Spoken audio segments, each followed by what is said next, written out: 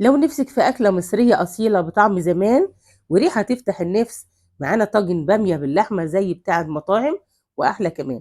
النهاردة هنعمل مع بعض وصفة اقتصادية جدا بطعم غني ولحمة طرية بتدوب في البق، وطعم وتسبيكة وطريقة في منتهى الجمال، مظبوطة 100% من غير ما تطلع معاكي لزجة ولا ناشفة.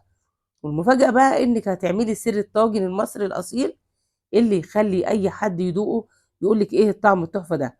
بس ما تنسوش بقى الاشتراك في القناه وتفعلوا زر الجرس وتكتبوا لنا تعليق حلو كده زيكم.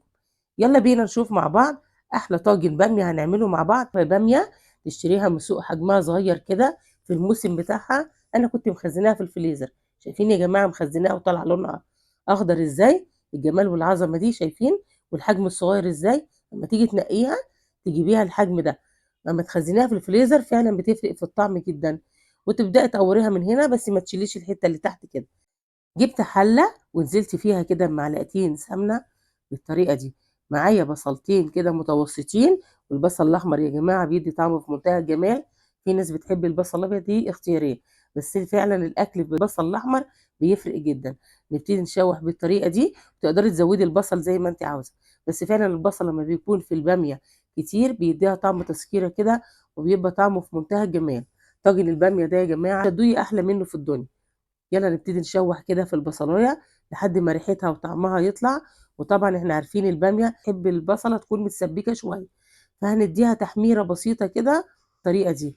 بنبدا نشوح فيها لحد ما ايه تاخد اللون الجميل. شايفين يا جماعه لونها عامل ازاي اهي، يا دوبة اللون ده ما تغميهاش عن كده. هنزل دلوقتي بقى بحوالي كده نص راس توم، ده التوم اللي انا مفرزاه في الفريزر. وبرده لو عاوزين الطريقه قولوا لي انزلها. نبتدي بقى نشوح التوم مع البصلايه لحد ما الطعم الجميل والريحه تطلع كده معانا بالطريقه دي. شايفين شكلها عامل ازاي؟ شايفين انا مكتره البصل شويه ازاي؟ هيفرق معاكي في الطعم جدا وهتعملي احلى طاجن هيشرفك قدام ضيوفك. شايفين يا جماعه تبداي تشوحي كده. وهنزل دلوقتي معانا بالتوابل. معايا دلوقتي معلقه صغيره ملح، ومعايا نص معلقه فلفل اسود، ومعايا دلوقتي نص معلقه بهارات سبعه، ومعايا دلوقتي معلقه مرق الدجاج، ومعايا دلوقتي معلقه كبيره كزبره بتفرق في الطعم. ننزل بيهم. وتقدري تحطي برضو تقدري تحطي معلقتين مفرومين كزبره خضراء، بتفرق جدا في الطعم. لو ما عندكيش كزبره خضراء تنزلي بالكزبره الناشفه، مفيش اي مشكله خالص. ونبتدي نشوح كده لحد ما ريحه التوابل تطلع معانا وتتحمص في قلب البصلايه. دلوقتي هننزل بالباميه الجميله دي، وهبتدي اشوح بيها بالطريقه اللي انتوا هتشوفوها دي. شايفين يا جماعه اما تطلعيها ما تخليهاش تفك، انت بتطلعيها مجمده بالطريقه دي.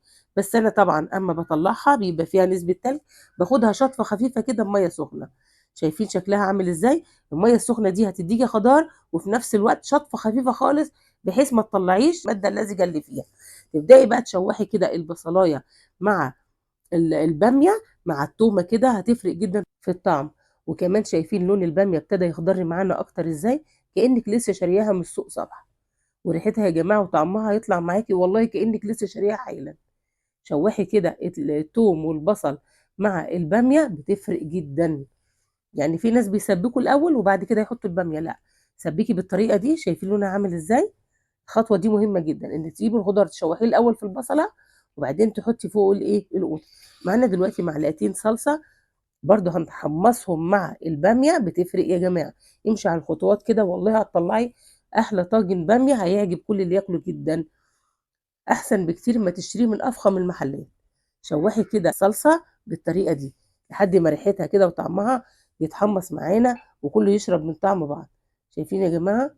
خطيرة وجميلة وفي منتهى الجمال وسهلة، مش هتاخد منك وقت خالص. كله في حلة واحدة كده، تقدري تسيبيها بعد ما هنسويها وتقدري تحطيها في الطاجن زي ما انا هعمل كده. معايا نص كيلو لحمة، تجيبيه من عند الجزار كده او تحطي لحمة ضاني براحتك. طبعا انا سلقته ازاي؟ جبت حلة مية مغلية ولازم تكون مغلية، نزلت فيها ببصلاية مكعبات، ونزلت فيها بجزراية مكعبات، ونزلت فيها بقطاية مكعبات، ونزلت بورق لوري وفصين حبهان، ونزلت بفلفل حصى ودي خطوه مهمه وسلقتها طبعا. نبتدي دلوقتي بعد ما نزلتي باللحمه تقلبي كويس جدا عشان اللحمه تشرب من طعم الخضار. نزلت دلوقتي بلتر طماطم، طبعا ماسكاه عصراه وشايله التفل منه، وتقلبيه بالطريقه ديت. لحد ما كل بقى الايه الباميه واللحمه كله يشرب من طعم الطماطم. بتفرق جدا في الطعم يا جماعه. معايا دلوقتي معلقه سكر، ودي مهمه جدا عشان تعدل حموضه الطماطم. نقلبها كده اهوت.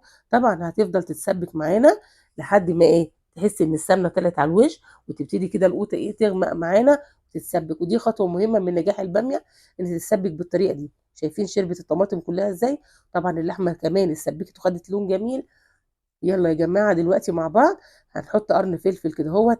هيفرق في الطعم. تقدري تقطعيه براحتك وتقدري تحطيه سليم كده. معايا دلوقتي كوبايتين شوربه من شوربه اللحمه اللي احنا عاملينها الخطيره كده. هننزل بقى كده على الباميه باللحمه. شايفين شكلها عامل ازاي؟ ونديها تقليبه كده لحد ما تغلي معانا وتبتدي كده ايه تخش في السوا دي. دلوقتي بعد ما شايفين دخلت في السوا شكلها عامل ازاي وطعمها ولونها في منتهى الروعه. انا بقى هديها جمال اكتر. معايا طاجن بقى كده فخار بيفرق في طعم الباميه وطعم اي خضار. هنزل بيه كده اهوت بالباميه. هنعبيها في الطاجن. شايفين يا جماعه شكلها عامل ازاي؟ ما تخليهاش كده ايه تكون ناشفه معاكي، لا، تحب تخلي كده فيها شويه دمعه كده في الطاجن.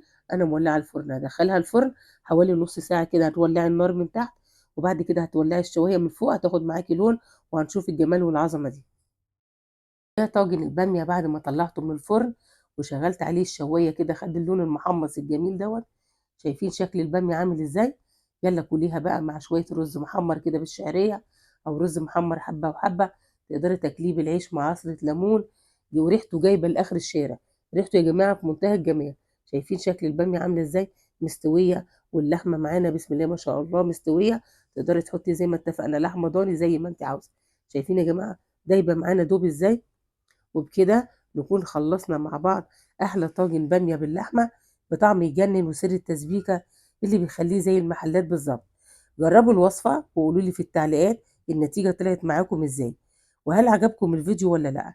لو الفيديو عجبكم ما تنسوش تعملوا لنا لايك وتشتركوا في القناة وتفعلوا زر الجرس عشان يوصل لكم كل وصفات جديدة بأول بأول. ما تنسوش تشاركوا الأكل المصري الأصيل مع حبايبكم.